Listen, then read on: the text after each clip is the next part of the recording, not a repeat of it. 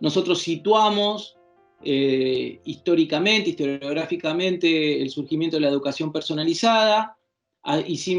Presentamos a don Víctor García Oz, digamos, quizás el pedagogo más importante de lengua española, sin duda el más relevante en España. Ha sido el desarrollador de esta manera tan particular de entender la pedagogía centrada en la persona humana. Y entonces, claro, antes de abordar qué es la educación personalizada, parece lógico reflexionar un poco sobre la persona, ¿no? Y eso fue lo que hicimos en nuestro primer encuentro, ¿no? Yo les propuse al final del primer encuentro, quizás la parte más extensa de la exposición fue 7 ideas, ¿no? O 7 conceptos, 7 reflexiones en torno a la persona. Claro, no se puede decir una sola cosa, ¿no? Porque si uno dijese una sola cosa, pues simplificaría el tema, ¿no? Por lo general, cuando se habla de la persona, se da la famosa definición que de la persona humana desarrolló Severino Boecio en el siglo II después de Cristo, ¿no? Persona es una sustancia individual de naturaleza racional. Ok, uno se la aprende de memoria, la responde en el examen, memorizada, y se saca un 10, ¿no? Pero eso ¿qué tan significativo es para nosotros en esta ocasión que queremos personalizar la educación de nuestros estudiantes a través de ambientes tecnológicos o virtuales, ¿no es cierto? Entonces, para eso hay que como desglosar, hay que ir mirando esa definición y ir descubriendo que el ser humano es un ser que tiene complejidades, ¿no? Entonces, como explicaba al comienzo, al ser humano se lo ha definido de muchas maneras. Dimos la definición de Aristóteles, ¿no? El ser humano es un animal racional. Dijimos cómo lo definía el cristianismo, como persona, como primer analogado ponía a Dios, y entonces iba a bajar a un grado de perfección hasta llegar a lo humano, ¿no? Obviamente existen otros modos de definir que yo no he detallado en esa exposición, pero puedo ahora simplemente nombrarlos, ¿no? La modernidad por lo general se centra en el hecho de que el ser humano es un sujeto, ¿eh? O es un individuo, es decir, el hecho de que el ser humano tiene autonomía, ¿eh? Es capaz de gobernarse a sí mismo y es capaz de realizar acciones porque es sujeto de potencialidades. Y atención, porque el mundo contemporáneo ha definido al ser humano de una manera que genera mucha perplejidad. O sea, la afirmación del mundo contemporáneo, quizás el modo más extendido de entender al ser humano, es que el ser humano no posee ninguna naturaleza y que por lo tanto no puede ser definido. Que el ser humano en realidad no tiene una esencia, no hay algo estrictamente humano, ¿no? En realidad esa manera de entender al ser humano se tensa al tematizar el ambiente en el que se desarrolla. Es la famosa idea de que el ser humano es el resultado de la cultura o del ambiente en donde vive, ¿no? O sea, el ser humano no sería el que origina la cultura, sino que el ser humano sería el resultado de la cultura en donde vive, ¿no? Y que naturaleza y cultura serían dos enemigos bravíos, ¿no? Como diría Foucault, ¿no? Se combaten entre sí, ¿no?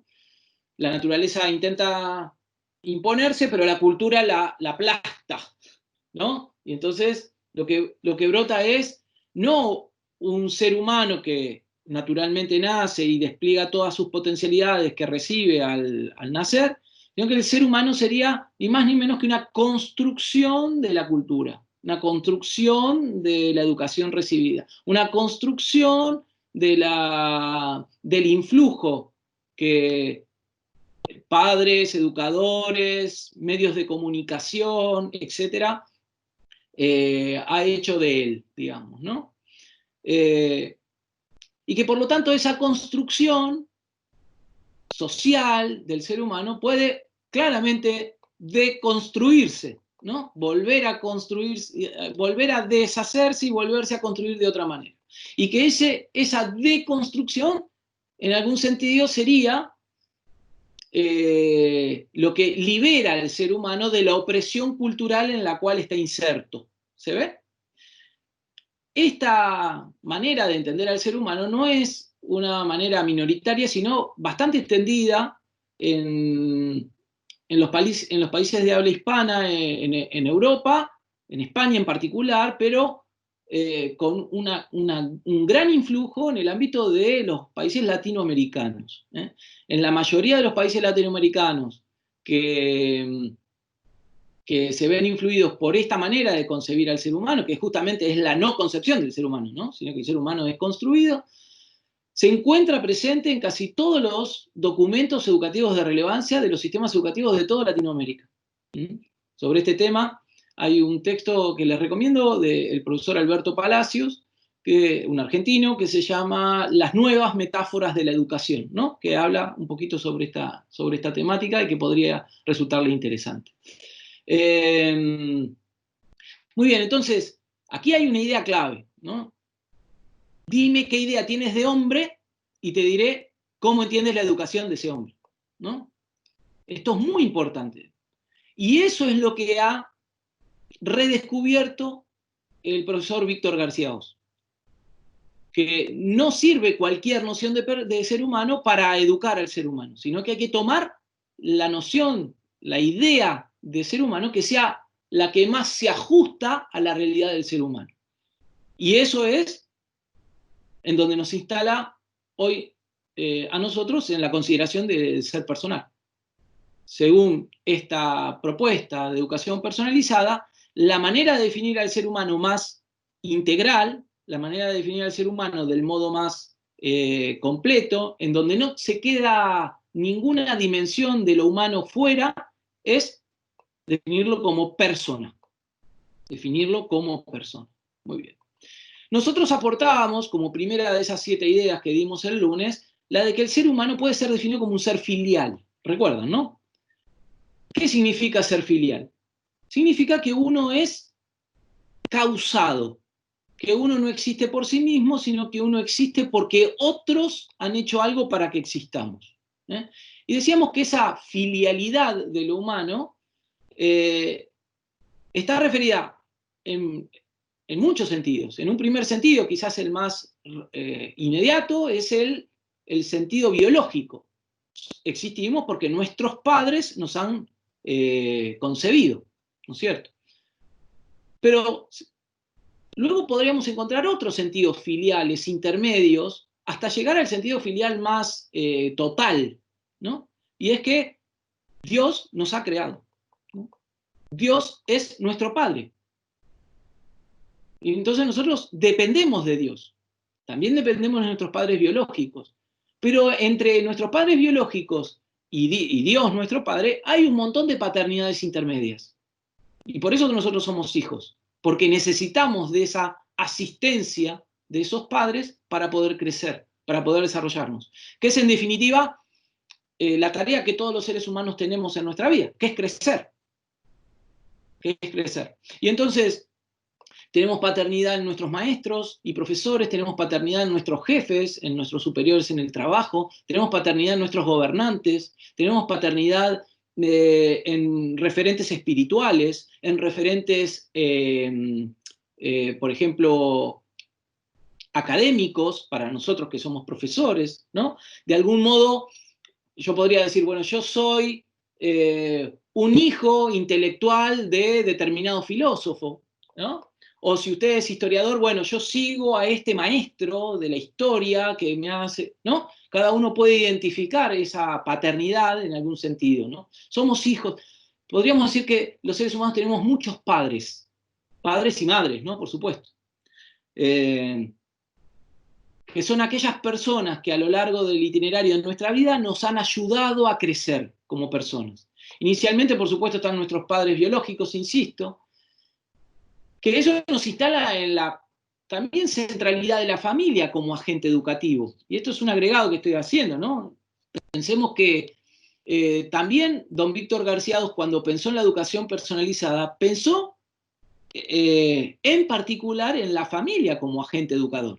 cosa que en su época estaba muy corrida del ambiente educador. Usted dedíquese a criar a su hijo, que nosotros en la escuela, que somos los especialistas en educación, nos encargaremos de educarlo, como estudiante, como ciudadano, ¿no es cierto? En cambio, don Víctor García Oz pensó que el influjo educativo de la familia no solamente es importante, sino que es muchísimo más relevante que el que recibe en la escuela. Que por lo tanto la escuela debe estar al servicio de la educación que el niño recibe en la familia. Y por lo tanto la escuela, y también podríamos decir la universidad, es, en un sentido distinto, porque el momento de la vida del estudiante es distinto, etc. La universidad también es una asistencia a la educación del estudiante, ¿no? Del hijo. Bien, entonces, segunda idea es la de la asistencia, ¿no? Si somos hijos, necesitamos ayuda. Y si necesitamos ayuda, entonces nos reconocemos como carentes, como necesitados, como seres frágiles. Y no cuando nacemos. Fíjense que el cachorro humano es un cachorro muy frágil, ¿no?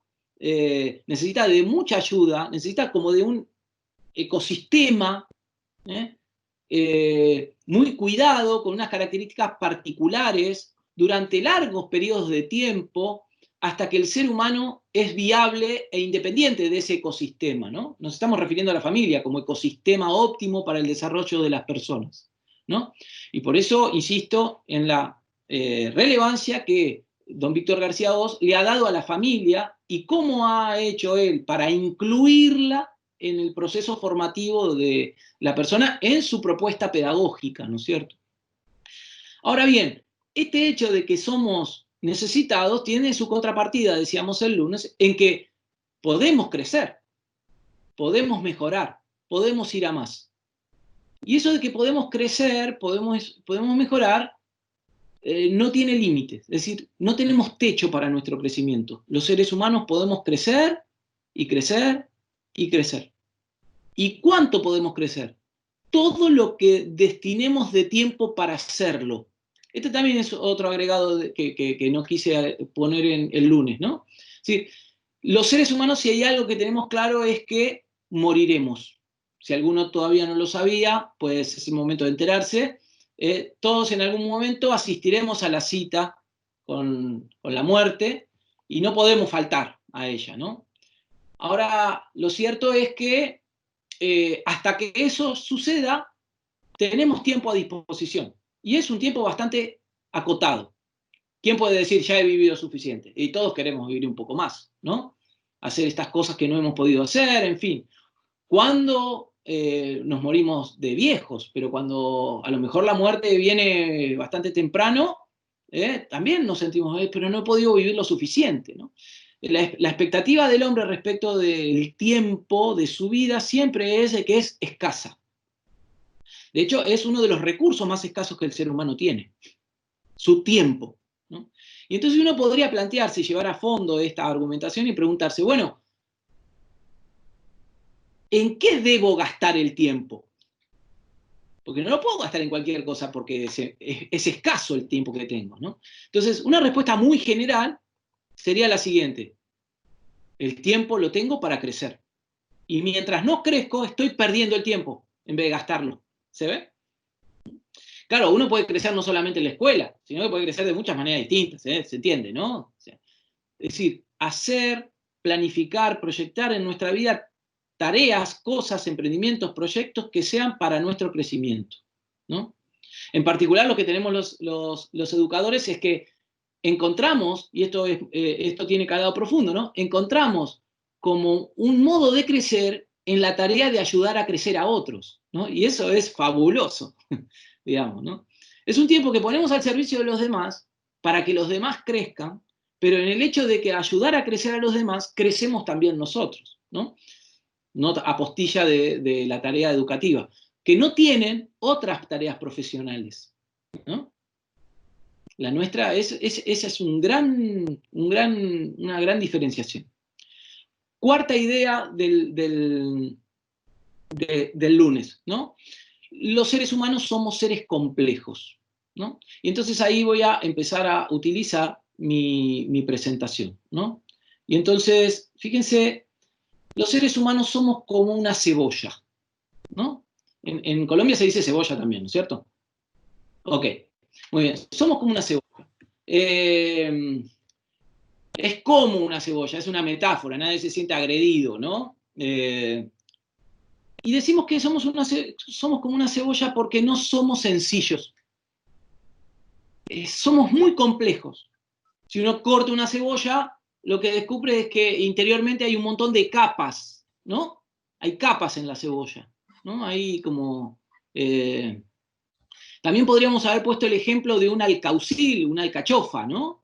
En donde uno va sacando las hojas, ¿no? Y sobre todo las exteriores son más bien duras, fibrosas, pero a medida que vas llegando hacia el interior y hacia el corazón de la alcachofa, que es a donde todos queremos llegar cuando la estamos comiendo, pues las hojas se van haciendo más tiernas, más sabrosas, más gustosas, más apetecibles, por lo tanto son más valiosas, digamos, ¿no? Bueno, al ser humano le pasa más o menos lo mismo. El ser humano es un ser muy complejo y no todo está en el mismo nivel. No todos son el corazón de la alcachofa. No todo en el ser humano es la capa exterior de la alcachofa. Las diferentes partes, dimensiones, aspectos del ser humano, cada una tiene su valor. Pero atención, y esto es un elemento muy clave que decíamos el otro día, ¿no? Todo en el ser humano, aunque sea jerárquicamente de un valor distinto, todo está vinculado con todo. ¿Se ve el punto? Todo está vinculado con todo. El corazón de la alcachofa tiene sentido, existe, porque existen las hojas exteriores. Las hojas exteriores están en función del corazón, pero el corazón no podría funcionar sin las hojas exteriores. El cabo, el jardinero que lo corta y lo poda, en fin, lo que sea, ¿no? ¿Se entiende la metáfora por dónde va? Muy bien, la complejidad del humano. Esta idea de la complejidad del humano, desde el punto de vista educativo, tiene una relevancia enorme. Porque, fíjense, y eso es lo que ha descubierto o ha redescubierto don Víctor García Oz, y es el hecho de que no podemos centrarnos solo en la educación, supongamos, de la inteligencia del ser humano. Porque el ser humano efectivamente es un ser inteligente, pero no es solo inteligente.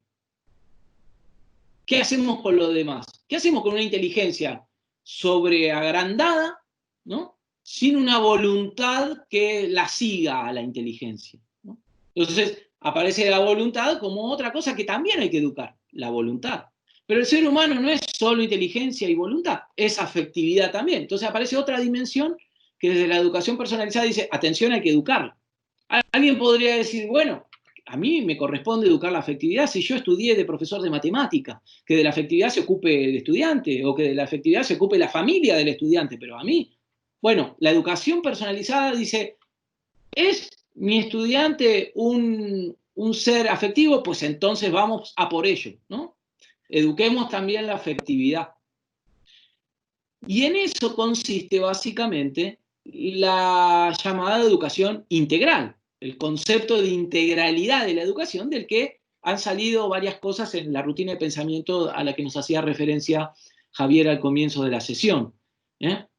La siguiente idea nos mete ya en una de las notas de la persona humana según la educación personalizada de Víctor García Oz, que es la de la singularidad.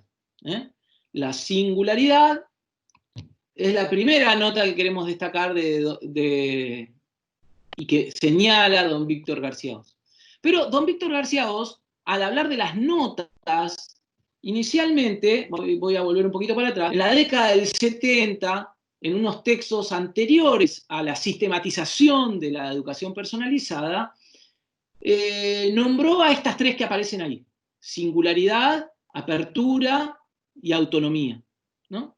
Pero luego, a partir de los años 80, don Víctor García Oz empieza a ser una figura de la pedagogía relevante y empiezan a sumarse otros pedagogos que lo empiezan a seguir a modo discípulo, ¿no? Y entonces es ahí donde se empieza a emprender la magna obra del Tratado de Educación Personalizada, dirigido por don Víctor García Oz, pero en el que han participado pedagogos eminentes de muchas denominaciones universitarias y de muchos países, ¿no es cierto? Muchos de ellos, varios de ustedes y yo hemos tenido la posibilidad de tenerlos como profesores, ¿no es cierto? De haberlos recibido en la universidad, de haber escuchado sus clases, ¿no?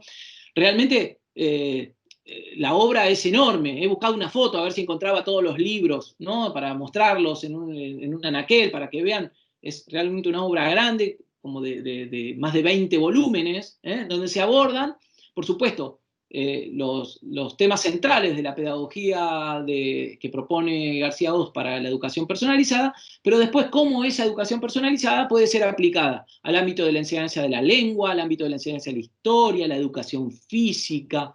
Hay un volumen, por ejemplo, de educación personalizada en la universidad, que seguramente en la Universidad de La Sabana está y que sería bueno tener 2 o 3 o tratar de virtualizarlo para que esté accesible a todos los profesores. Hay otro volumen que habla de la educación personalizada en la familia, porque una de las cosas que incluye como una novedad casi incluso revolucionaria en la época García Oz es la inclusión de la familia en el proceso educativo del estudiante, cómo la familia puede interactuar con la escuela, con el centro educativo, etcétera, ¿no es cierto? Bien, pero por supuesto luego lo que hace Víctor García Oz es decir, bueno, estas 3 notas de la persona humana de alguna manera es un modo de presentar, de un modo reducido, esquemático, todo esto complejo que venimos hablando desde que comenzamos, ¿no es cierto? Y entonces él, en una exposición posterior, ya en el marco del Tratado de Educación Personalizada del que les estaba hablando, él anota otras 2 notas, otras 2 notas, señala estas otras 2 notas, que es por un lado la dignidad y por el otro lado el principio de actividad. Pero sin embargo, estas 2 notas claramente se pueden asumir en algunas de estas 3, ¿no? Es como una explicitación aún más extensa, pero en el fondo estas 3 las reúnen, ¿no? Entonces, hasta aquí entonces los primeros 4 puntos que hemos hablado el lunes pasado. El hombre es un ser filial, necesita de la paternidad. El hombre necesita asistencia porque es frágil, pero a la vez puede crecer. Siguiente idea, el ser humano es una cebolla, o el ser humano es una alcachofa. El ser humano es complejo.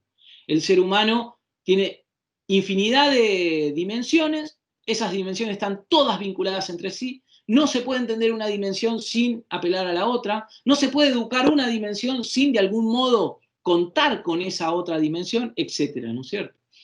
Y vamos a la quinta de nuestras notas, o mejor dicho, de nuestras ideas, que coincide con la singularidad que refiere Víctor García Oz. Y ahora van a ver, o intentaré mostrarles, en qué consiste esa nota de singularidad. ¿Qué quiere decir lo singular? Bueno, lo singular hace referencia justamente a la originalidad que cada ser humano es. Cada ser humano es un ser único e irrepetible. Esta expresión ya la habíamos introducido en nuestra clase pasada. Somos únicos e irrepetibles en el sentido de que poseemos algo que nos es propio, o más que poseer, somos algo que nos es propio y que no se repite a modo de reproductivo en otro ser personal ni en otro ser de otra categoría, ¿no? Incluso los hijos no son como los padres, ¿no? Aunque tengan cosas de sus padres, ¿no? Entonces ahí me permito hacer una postilla, quizás un poco extensa, pero que puede servir para comprender mejor este tema de la singularidad. Entonces, iba a hacer una postilla, un poquito extensa, 3 o 4 minutos, pero que vale la pena tenerla en cuenta. Esta idea de que no todo está en el mismo nivel en el ser humano, se puede, digamos, entender mejor si profundizamos en el hecho de que el ser humano es una cebolla, ¿no? Es poco académico, pero me parece que es muy visual, funciona, ¿no? Podríamos decir que el ser humano muestra su complejidad como a 3 niveles de profundidad o a 3 niveles de identidad. El primer nivel, quizás el más exterior, las capas más exteriores de la alcachofa, estén referidas a la dimensión biológica del ser humano. El ser humano es un ser material, es un ser corporal con vida, ¿no? Esa vida es recibida por nuestros padres. Esta dimensión, podríamos llamarla así, la vida recibida, la herencia genética recibida por nuestros padres. Y en ese sentido, es necesario destacar que los seres humanos somos bastante iguales entre sí, ¿no? Todos tenemos dos piernas, todos estamos más o menos configurados desde el punto de vista biológico de un modo semejante, ¿no? Todos somos semejantes en lo biológico, ¿no? Ahora, si pasamos de esa capa más exterior que hemos llamado vida recibida y nos vamos a la capa más interior, el núcleo, digamos, ¿no? Lo más hondo, lo más íntimo de lo que el ser humano posee. ¿Se acuerdan que hablamos de la intimidad que el ser humano tiene un adentro? Sobre eso hablaremos enseguida. Pues descubrimos lo que más de identitario tenemos los seres humanos, ¿no? Lo más exterior y común a todos es el cuerpo. Lo más interior y diferenciador del resto de los seres humanos es nuestra interioridad, lo que se llama nuestro núcleo personal, lo que la filosofía cristiana llama nuestro espíritu, lo que los cristianos dicen, lo que el Génesis llama la imagen y semejanza. Ahí, en el núcleo personal, encontramos lo diferente. Estamos hechos a semejanza de Dios. Nuestro núcleo personal es como una partecita de Dios, por decirlo así. Dios es perfectísimo.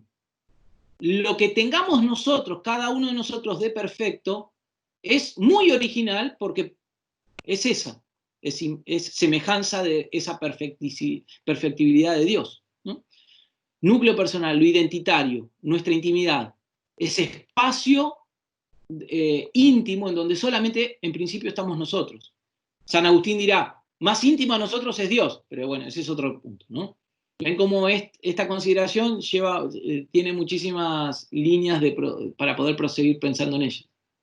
Y luego, entonces, repasemos una capa muy exterior, la vida recibida, una capa, el núcleo, el corazón de la alcachofa, el núcleo personal, y en el medio, entre lo más exterior y lo más identitario, lo más íntimo, lo que cada uno de nosotros es, están unas capas intermedias, que son un montón de capas, pero que tienen una característica común todas estas capas, y es que todas estas capas están sin terminar, están inacabadas, necesitan acabamiento, necesitan ser perfeccionadas, porque tienen posibilidad de perfeccionarse, pero no lo están.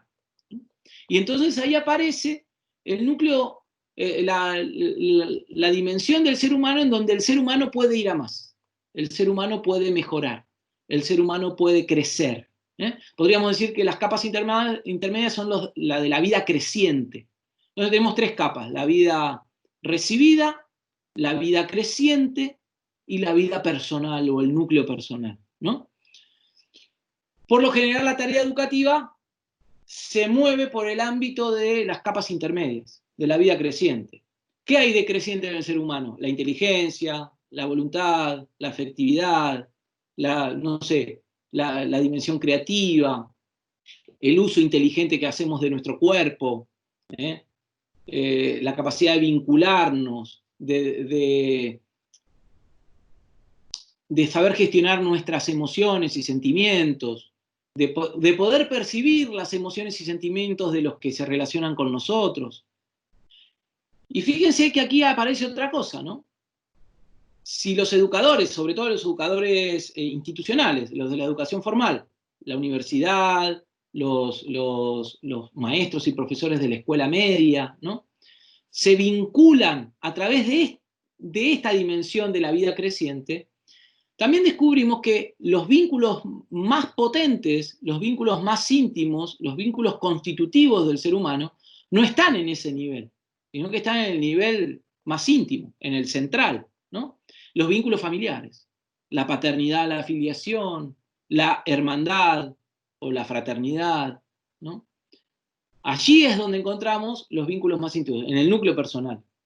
Nuestros estudiantes no son nuestros hijos del mismo modo que son hijos de sus padres, ¿no es cierto? Se ve, ¿no?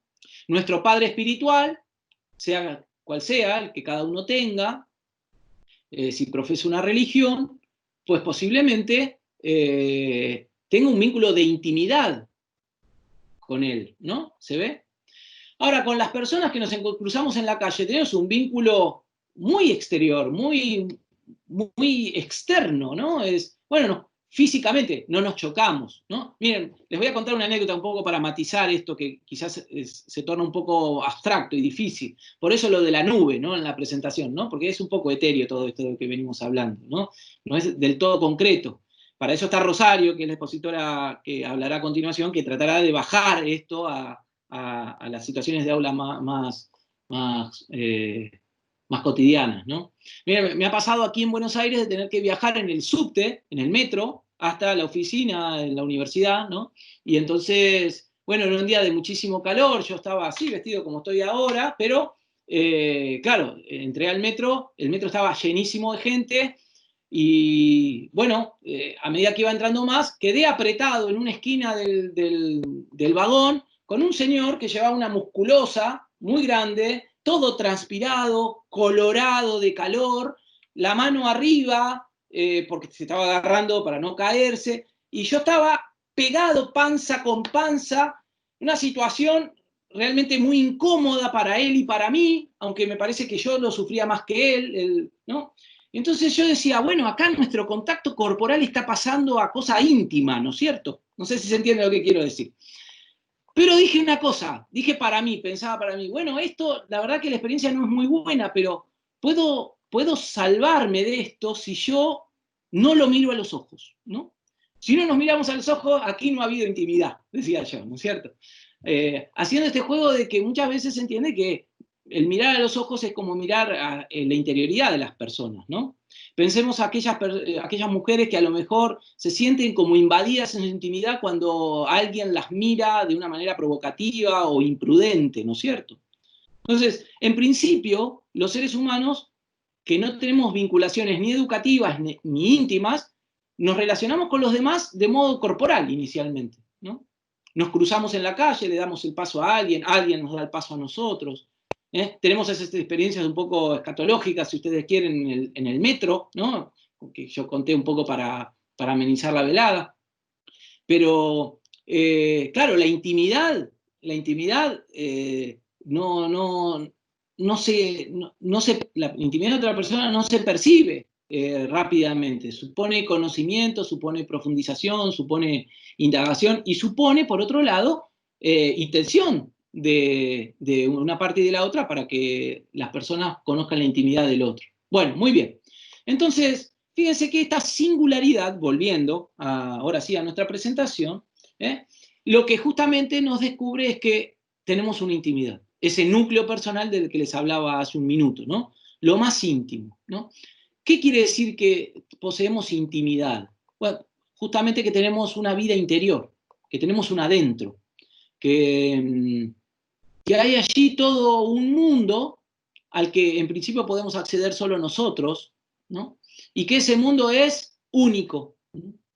Y que por eso en eso reside básicamente la riqueza de cada persona. Cada persona es, al ser un ser íntimo, es un ser que posee un valor absoluto. Y en eso reside la dignidad. Cada persona, no por mérito propio, sino por haber nacido persona, posee una dignidad, posee un valor incalculable. Y que no se puede esa dignidad, ¿cómo decirlo? Reducirla a las acciones, porque las acciones están en otra dimensión del ser humano, están en otra parte de lo humano, que están en las capas intermedias o en la capa más exterior. La dignidad reside en lo que cada ser humano es. Y eso que cada ser humano es, no es meritorio. Lo es gratuitamente porque Dios, sus padres, le han otorgado el ser. De manera que cuando hablamos de singularidad como una de las notas centrales de educación personalizada, tenemos que tener en cuenta estas dos notas que están asociadas a ella, que es la intimidad y que es la dignidad. Íntimos somos seres que tenemos un adentro, Y que es una gran tarea del ser humano conocer nuestra propia intimidad, ¿no? El lunes hacíamos referencia a la pregunta filosófica por excelencia, ¿quién soy? Bueno, ¿quién soy? No dice ni cuánto mido, ¿quién soy? No es la respuesta a de qué color tengo el cabello. ¿Quién soy? Es una pregunta que indaga sobre mi intimidad, sobre lo que tengo de único y irrepetible, sobre el valor incalculable que yo soy y que no se puede pagar, porque pagarlo sería como esclavizarlo, ¿no? Por eso la esclavitud es algo que debe ser condenado no solamente desde las leyes, sino desde el punto de vista moral. La dignidad de cada quien es reconocer que cada uno de los seres humanos, solo por ser humano, vale. Vale. ¿Se ve? Por ejemplo, en la actualidad, con esta idea de que no hay naturaleza humana, sino que la naturaleza es construida, ¿se acuerdan que al comienzo de la charla hablábamos de esto? Si la naturaleza humana es construida, no viene dada, pues entonces ningún ser humano tiene dignidad inicialmente. Solo la tendrá si alguien se la otorga porque lo reconoce, por ejemplo, ¿no? O si él mismo se la otorga así. Por eso, para poner un ejemplo, quienes están a favor del aborto dicen, solo hay hijo en la panza de una persona embarazada si la persona embarazada lo reconoce como una persona. Fíjense, ¿no? Porque solo hay personas si es reconocida por alguien. A uno lo constituye como persona el reconocimiento personal que otro hace de uno. Bueno, ese es otro concepto, ¿no? Es otro marco conceptual en el cual se puede desarrollar la educación. Entonces, desde el marco de las notas de la persona que propone Víctor García Oz, la dignidad humana es algo que damos por asegurado en todo ser personal. Haya nacido, no haya nacido, se esté por morir, esté enfermo, sepa matemática, sea mejor en lengua, tenga la cara de Brad Pitt o la de Juana Sirio, ¿no? Va por ahí la cosa. Muy bien. Primera nota, singularidad. La segunda nota que propone el autor es la apertura, ¿no? Y aquí, la apertura, descubrimos que es una consecuencia de lo que acabamos de decir antes, ¿no? Somos capaces de abrirnos porque somos seres íntimos. Hay algo que se abre porque está cerrado. ¿Y qué es eso que está cerrado? Que es íntimo, que es propio, que es mío y de nadie más. Pues mi intimidad, mi identidad, lo que yo soy, ¿no? Y entonces aquí descubrimos que el ser humano, en esa apertura a la realidad que no es él solamente, puede crecer, puede ser ocasión de crecimiento. Y por eso, don Víctor García II, la primera cosa que dice, bueno, mira, la primera apertura es interior. Es decir, la primera apertura es, vamos a recorrer el palacio que tenemos interiormente, ¿no? Aquí también se puede usar la figura de, digamos, del castillo espiritual, ¿no? De Santa Teresa, ¿no? En el sentido de decir, bueno, vamos a conocer quiénes somos, ¿no? Y un poco también vamos a ordenar este palacio porque en algún momento voy a recibir a alguien, ¿no? Entonces voy a recibir a alguien que esté todo ordenado, que sea bonito, que esté, ¿no? Esa es un poquito la idea de Santa Teresa cuando habla del castillo intelectual, espiritual, pero aquí también, ¿no? Entonces, ¿cómo es nuestra interioridad? ¿Cuál es nuestra identidad? Esa interioridad, el ser humano tiene como tarea vital conocerla. Pero luego, ya saliendo de nuestra interioridad, podemos conectar con las cosas materiales, con los seres inertes, con la naturaleza no viviente, ¿no? Con los artefactos, los computadores, los móviles, las cosas que tenemos a nuestro alrededor y que de alguna manera nos vinculan, ¿no? Con ellos. Y podemos hacer uso de ellos, podemos descubrir ellos. Miren, el otro día leía y se me ocurría que esto puede ser ilustrativo, ¿no? Cuando nos conectamos con los seres vivientes, que no son seres humanos, los vegetales, los animales, etc., podemos aprender mucho, podemos sacar mucho conocimiento.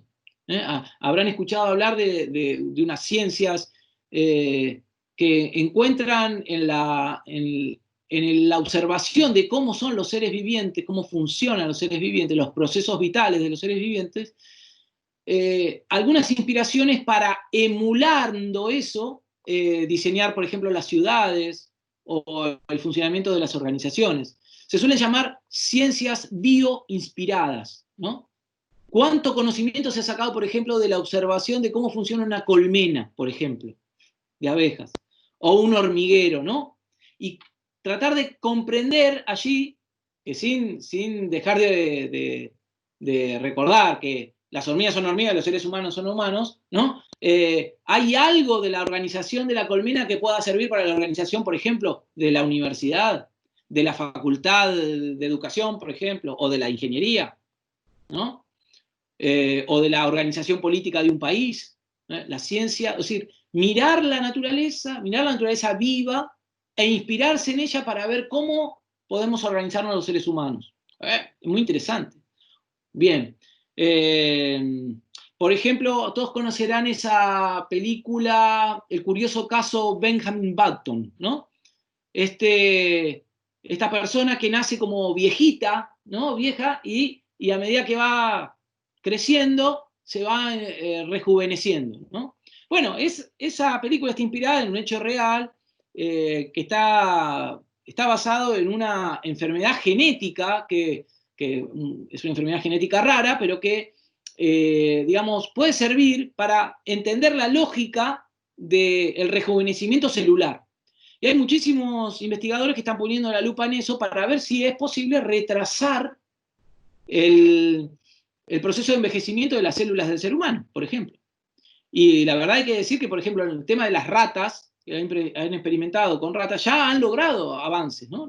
Las células de las ratas envejecen más tarde porque han emulado ese proceso, que es degenerativo en el caso del ser humano, pero que en las ratas puede ser utilizado inicialmente como algo positivo para retrasar el envejecimiento, ¿no?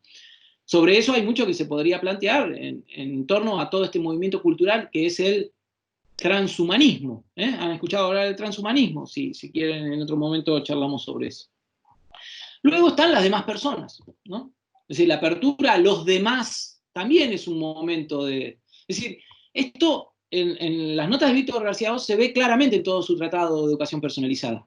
Es que es en el encuentro con las otras personas en donde nosotros podemos mejorar. No es que no podemos mejorar si no nos relacionamos. Sí, podemos mejorar, pero especialmente en nuestro encuentro con las otras personas es cuando mejoramos. Por eso, toda educación debe generar encuentros, ¿no?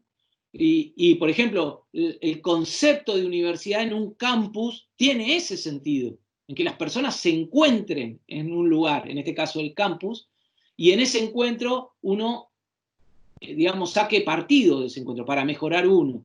Y a la vez sea lo suficientemente generoso para que los otros con el encuentro con uno se puedan mejorar, ¿no? Sobre esto podríamos profundizar toda una sesión, ¿no es cierto? Por ejemplo, y es un poco lo que estamos haciendo, ¿cómo se puede propiciar el encuentro a través de los ambientes virtuales, ¿no? ¿Cómo humanizamos la tecnología? ¿Cómo le damos tono humano a lo virtual, ¿no? Esta es la gran cosa. O sea, el desafío de la Universidad de La Sabana es que los estudiantes sientan que se encuentran con personas cuando cursan virtualmente. Ahí está el punto, que del otro lado de la pantalla hay una persona. Entonces hay que descubrir recursos, y no solamente recursos, sino modos de utilizar los recursos que funcionen como humanizadores del vínculo educativo a través de la virtualidad. ¿Se ve? Y eso se desprende del hecho de que el ser humano es un ser abierto y que la apertura es una ocasión de crecimiento, que es justamente lo que buscamos con nuestra tarea educativa, ¿no? Y la otra cosa, el otro aspecto es que el crecimiento de los profesores está dado en un ámbito de comunidad, en un ámbito de diálogo, en una comunidad de aprendizaje colaborativo, digamos, ¿no? Es muy bueno que el reto de tener que, digamos, humanizar las nuevas tecnologías para educar, encontremos buenas prácticas que ya vienen realizándose en el ámbito de la educación virtual, ¿no? En ambientes virtuales. Prácticas de otros profesores que generosamente nos pueden contar. O prácticas tuyas que vos generosamente podés contar a otros profesores, ¿no es cierto? Y podés orientar, enseñar, capacitar para que otros lo puedan usar, ¿no? En fin, aparece un montón de líneas para poder proseguir esta idea de que el ser humano es un ser abierto a las demás personas. Abierto a las demás personas. Bien, y para ir cerrando, el último de los temas, y no por eso menos menor, la última nota de la persona humana, según la educación personalizada de García Oz, es la autonomía. Y la autonomía acá hay que recordar, como decíamos el otro día, que autonomía, en el sentido en que usa esa palabra don Víctor García Oz, no refiere a independencia, no refiere a, digamos, desvinculación, no refiere a tarea solitaria, sino todo lo contrario, digamos, ¿no? Por lo que acabamos de decir antes, con el tema de la apertura, ¿no? Autonomía, para don Víctor García Oz, significa libertad. Significa capacidad de dirigirse a sí mismo, capacidad de gobierno de todas nuestras partes o dimensiones, de unidad en la complejidad, ¿no? Somos seres complejos, ok, pero cada una de esas complejidades no va por sí misma.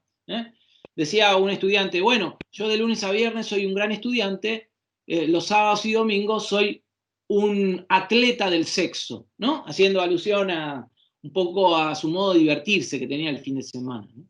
En la Argentina encontramos profesionales serios y capaces, directores de empresas, que durante el fin de semana se ponen la corbata en la cabeza y van a la cancha a gritar cosas irrepetibles, ¿no?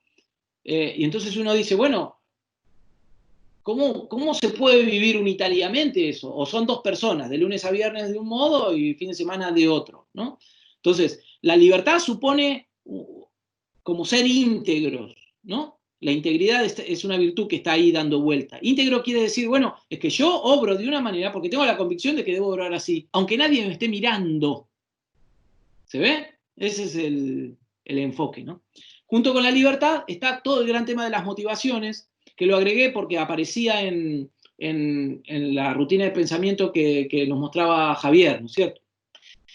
Claro, porque aquí, claro, la libertad se pone en marcha cuando encuentra un motivo. Fíjense que esto es importante, ¿no? Nada hace el ser humano porque sí, sino que siempre lo hace motivado. El tema es si ese motivo proviene del mismo o proviene de alguien de fuera de él, ¿no es cierto? O sea, hay una gran cantidad de gente que hace, vive, se divierte, escucha, aprende, lee lo que otro le dice que tiene que hacer, escuchar, divertirse, leer. Lo que García Oz está indicando aquí es: ¿queremos ser un vagón más de un tren cuya locomotora maneja otro? ¿O queremos ser la locomotora del propio tren de nuestra vida? Y lo que alimenta esa locomotora son las motivaciones, ¿no?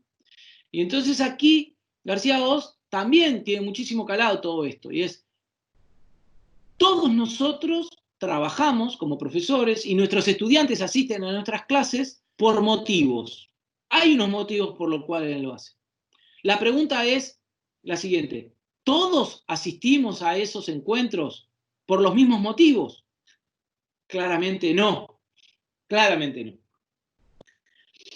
Ni mis motivos son los tuyos, o a lo mejor coinciden, no lo sabemos, ni los motivos del alumno A, el estudiante A, son los motivos del estudiante Z.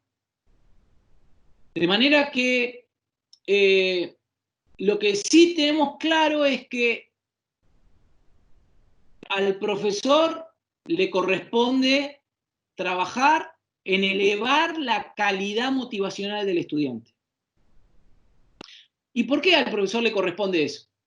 Porque el profesor ya lo tiene eso. ¿Y qué es lo que tiene? La motivación. El profesor entre comillas, de cara a su estudiante, no de cara a su jefe, sino de cara a su estudiante, básicamente es un motivador. Es un aportador de motivos para que el estudiante finalmente quiera, es decir, se motive, quiera aprender eso que el profesor le quiere enseñar. ¿Se ve? El profesor, en este sentido, de esta perspectiva, en este contexto reflexivo, es un agente de motivaciones. Por supuesto, otra sesión sería para decir, bueno, ¿qué tipo de motivaciones existen? Algunos quizás conocen motivaciones extrínsecas, motivaciones intrínsecas, motivaciones trascendentes. Entonces, la calidad motivacional del estudiante, en la medida en que mejora, pues los resultados son mejores, ¿no? El primer efecto motivador para los estudiantes es la calidad motivacional de su profesor. Necesitamos de profesores motivados. No estoy diciendo entusiastas, que entusiastas es un modo de manifestar la motivación, ¿no? Motivados, que entienda claramente los motivos por los cuales hace su tarea, ¿no? Por eso, y para terminar, en ese sentido, la educación personalizada y estas notas, más que procedimientos, más que rutinas para hacer la tarea cotidiana, lo que propone es una actitud del educador, que se concreta en un ambiente institucional. La Universidad de La Sabana ha adoptado la educación personalizada como el enfoque pedagógico de su tarea, de todas sus tareas, de todas sus propuestas, de todo lo que se realiza en la universidad, ¿no es cierto? Por lo tanto, lo que es necesario buscar en todos los que llevan adelante cualquier iniciativa dentro de la universidad es una actitud personalizadora. Una actitud que busque a través de todas las acciones que creativamente se van desarrollando la personalización del ser humano, ¿no? Que es la última nota, ¿no? De las 7 que dijimos, ¿no? Hablamos de las 5 primeras. El hombre es hijo, necesita asistencia, puede crecer. La cuarta es complejo, la quinta es digno, es decir, irrepetible, singular. La sexta es íntimo, pero está abierto a los demás. Y la última, la de la autonomía, la de la libertad, la de las motivaciones.